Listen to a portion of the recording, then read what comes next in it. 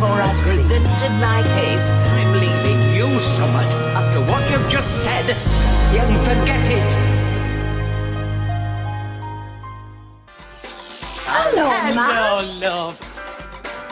For over 30 years, Blanche Hunt has put the world of Weatherfield to rights. Bang! The same. Yeah, with a sharp tongue. Oh, give over. Gossiping ways. Oh, she loves a drama, that Gale. And blunt put-downs. You stark staring bonkers. She entertained millions. I hope it's not going to keep up a racket. There's an Agatha Christie on at 5 past. Blanche was the epitome of one of those cantankerous old people who were just brutally honest. Do you think Ken wants to stare at thongs all day? The man's an intellectual. She's fearless of people. She was completely and utterly unafraid of anybody. I might be old, but I'm not deaf or stupid. Devilish. Good looks are a curse. You and Ken should count yourselves very lucky. Magnificent. Cometh the hour, Deirdre. Cometh the woman. Cometh Blanche Hunt. Maggie Jones died in December 2009. We shall miss Maggie deeply. And now Coronation Street fans have also said goodbye to Blanche. I thought nobody could stand me, Mum. You know better than that, love. Over the next half hour, with a little help from her friends, we'll pay tribute to Maggie Jones and one of the street's most popular characters ever. Oh, thank you. 1974, and Maggie Jones's first appearance as Blanche Hunt. Mr. Langton? The one and only.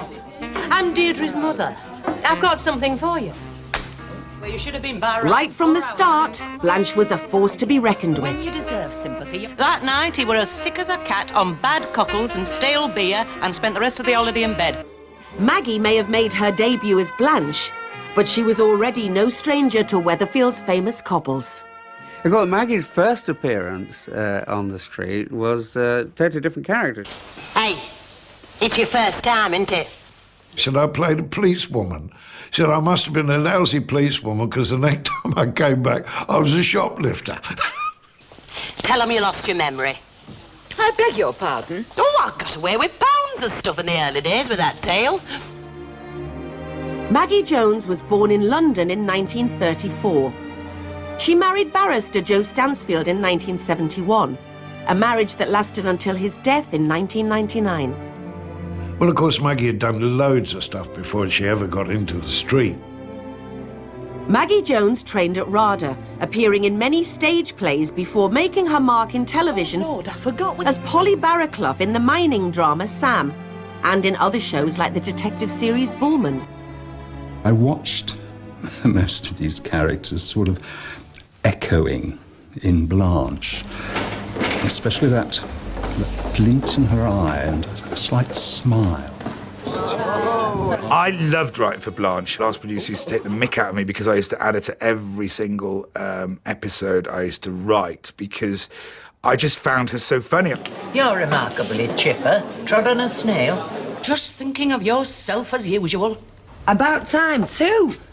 For 20 years, Blanche and Maggie Jones made occasional appearances on the street, popping in for births, deaths and marriages. Together here in the sight of God and in the face of... I don't think it was until the mid-90s, something like that, that she came in as the Blanche that we know and love and fear. Mrs. Hunt, as a matter of fact, but I can forgive you for wondering. All the names she's had. She managed to keep the flag flying for non-politically correct jokes and lines. College, it'll be full of homosexuals. The word is gay, Mother. Another word hijacked by hippies and liberals. Those poor cripples. Blanche, you can't use words like that. You've married foreign once. You could have done it again and got a shop out of it in a divorce settlement. You're never happy. You're never satisfied. We beat up journalists for fun. So no one was safe from Blanche's sharp tongue, but she saved her most withering comments for daughter Deirdre. Oh, hello. Here comes trouble. She was a constant source of embarrassment to Deirdre. Oh, why can't you be a proper daughter? All your life you've settled for second best. She just used to follow her around apologising to people most of the time. So sorry about my mother. No, this is from a job interview. What job? Prostitute. Blanche. Mother. I mean, I like drinking. I love it, in fact. I mean, that's why I can't get... She may have been a thorn in Deirdre's side. Get tanked up Mother. in order to...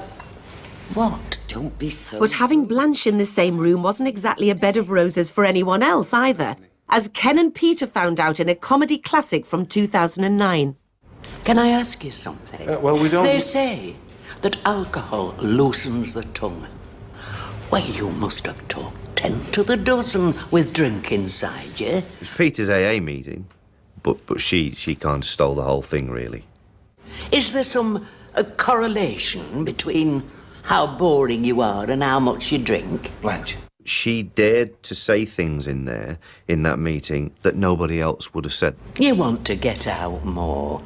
Wait till you try bingo. You'll hyperventilate. And then she starts again, going on about her family. Ken recently had an affair with an actress. Oh, it wasn't Nicole Kidman or Glenda Jackson. She lived on a tugboat. It was a barge.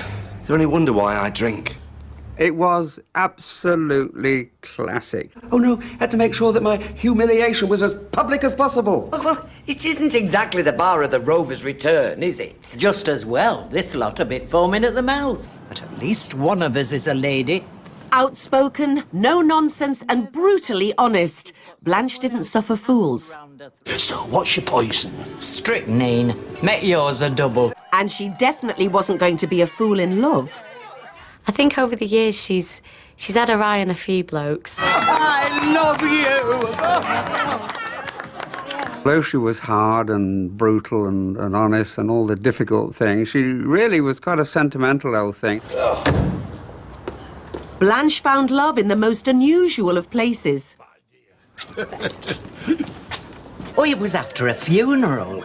I wrote complaining that one of the pallbearers had been chewing gum. Sunshine away. Theirs was a match made in the mortuary, and Archie the Undertaker stole Blanche's heart. I dreamt that you were by my side. Archie Shuttleworth, what on earth do you think you're doing? When I finished the song, I couldn't get up. So Ken and everybody picked me up and took me into the house. And I was crying, you see. And Maggie said, "Oh, dear, that must have hurt you." I said, "No." I said it was my mum's favourite song. Very funny, because both of them, Maggie and Roy, were just so funny together. I bet she has you in stitches. I know she does me. You're very quiet tonight. Am I? But her newfound happiness didn't last long, as Archie's eye started to wander. Oh, sorry. Oh, it's Mrs. Roberts, isn't it? Yes. Well, I'm afraid our relationship is now over. And Blanche was back on the market quicker than one of her trademark put-downs. Surely you can look Blanche Hunt in the eye and tell her she's dumped. Poor Blanche was slightly elbowed out of the scenario. I don't think she ever possibly forgave Audrey for that. You know, but having Blanche and Audrey both chasing me, well, I felt like a footballer with a couple of birds. But Blanche bounced back. Right then. So if it's love you are looking for, then seek pastures new. Replacing Archie with Wally. Oh, here he is.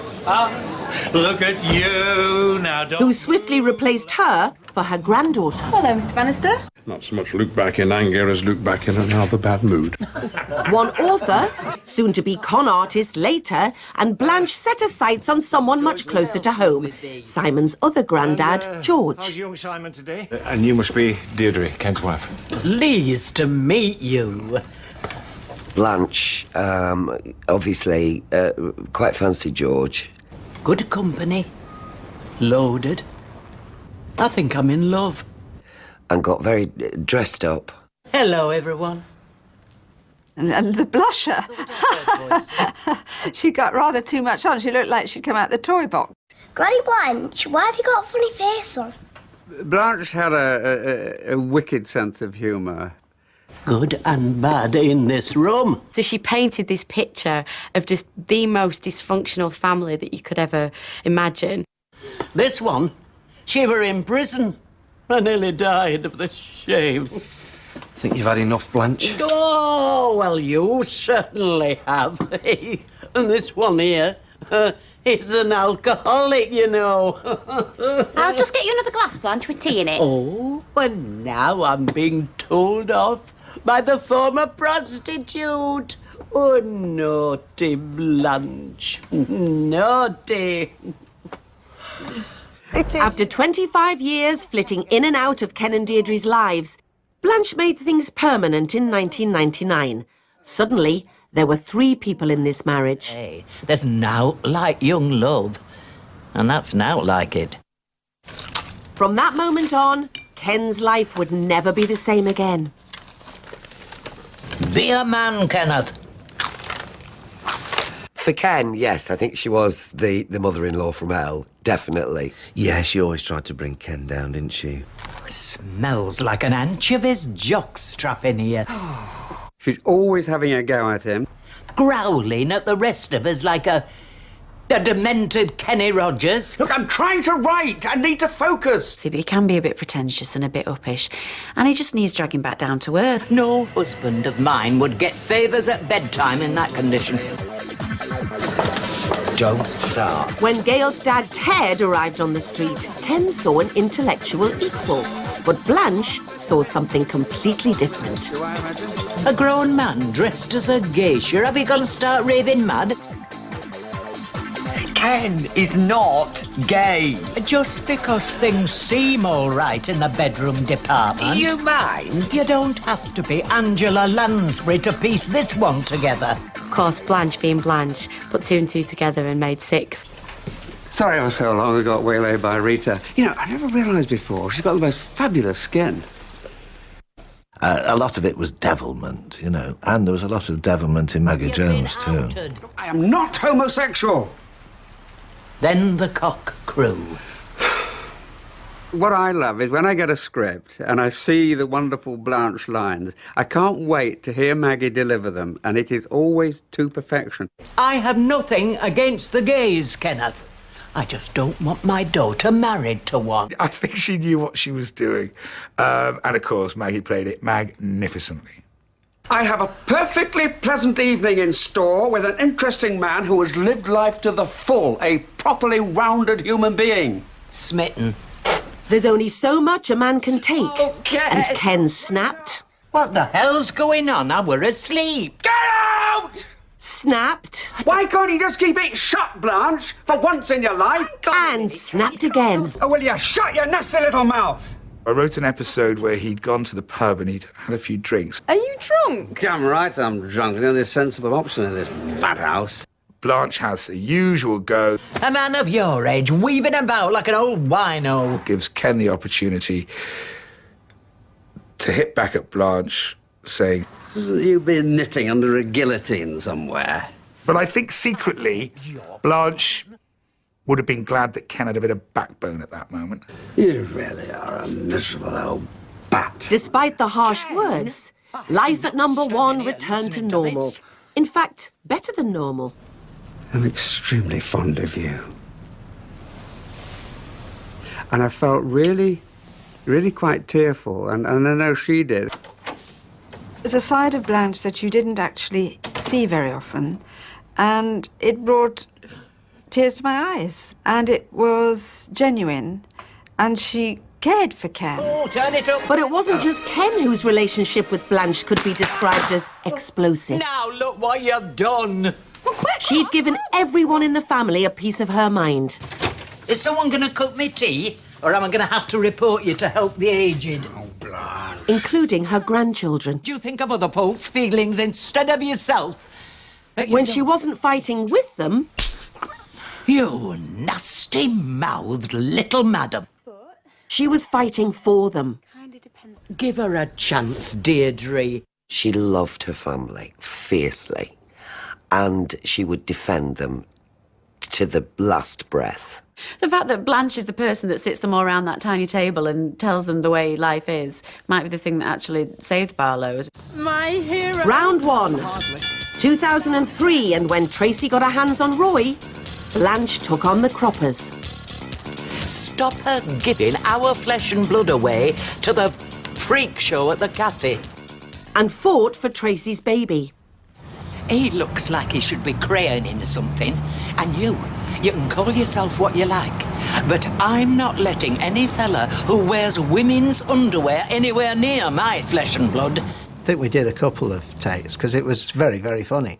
But, you know, the important thing to do is to play it for real, and that's what Maggie always did. You'll get that baby over my dead body. She was always on Tracy's side, you know? I think maybe she saw a little bit of herself in Tracy. Well, now we know where Tracy gets it from. Round 2. 2008, and Peter's battle was with the bottle. You're too busy pickling your liver. I'm feeling sorry for yourself. In Peter's corner, Granny Blanche. To drink. I think you're drinking enough for both of us. She never got off his case. She would chip away at him and chip away at him. Anything to stop his old habits and his old ways, you know. I think Peter's turned a corner. Let's hope there isn't a pub on it. Peter won his fight with the booze, but when he hooked up with Leanne, Blanche delivered a killer punch. An ex-prostitute and an alcoholic. Jerry Springer and do cartwheels. Ignore her. It was really hard not to laugh a lot of the time. You know, when you were supposed to keep a straight face, we'd find ourselves saying, cut, and then we'd all just go burst into laughter. When she wasn't sticking her oar into her own family's business, she took every opportunity to nosy into other people's. The job properly. I tell you, Kenneth, you'd better learn to enjoy other people's misfortunes, or you'll have a very unhappy old age. A typical day out for Blanche that she'd really enjoy is to get on a bus and go to the law courts to see somebody put away for 10 years. I'm bringing her Jean Plaidy. Because the first few days can be quite dull at a trial. She was obviously a gossip. I think she loved the drama. People in wigs twist things. Ask Danny LaRue. Yeah, I love the idea that Blanche is a regular at Weatherfield Court. Just knocks on the door and takes a flask and some sandwiches. Of all the people to have seen them, Blanche was probably the worst. Have I missed something? We've been having an affair. There's only one thing that Blanche relished more than a juicy court drama, and that was a good send-off. I've been to more funerals this year, and you've had hot dinners. It was her favourite thing, was going to funerals. It's a good turnout, compared to some of the funerals I go to. Just having a poke into somebody else's life. They went along there with travelling rugs and thermos flasks and made a day of it. Ethel Armitage were buried in a biodegradable coffin made of banana leaves. She didn't even like bananas. They gave a terrible wind. She brought grub home and gave ham sandwiches and stuff to Ken and Deirdre. You made even more. No, I haven't made any. These are what were left from the funeral. You mean the second hand? All of this got Blanche thinking. Just what would her own big day be like? Any that were bitten into, I threw away. In a bid to find out, she hosted her own wake. You'd hardly notice I'd died. Well, it's not easy when the person you're supposed to be mourning is standing at the bar. I'll see if I can't gee them all up.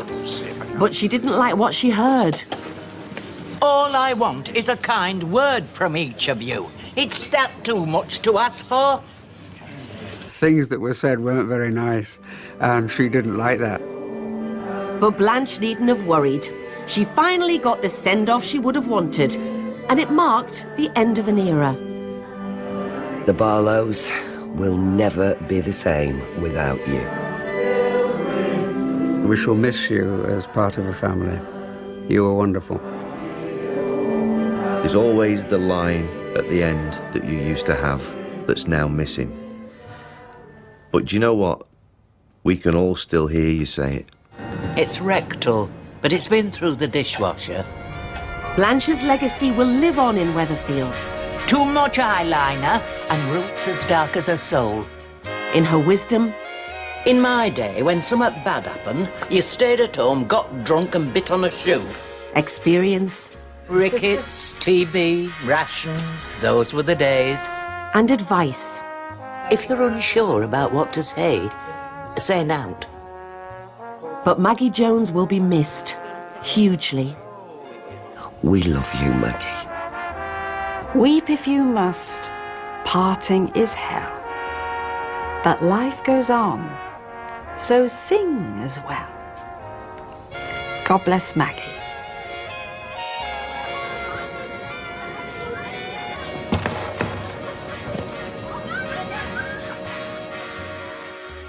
Thank you.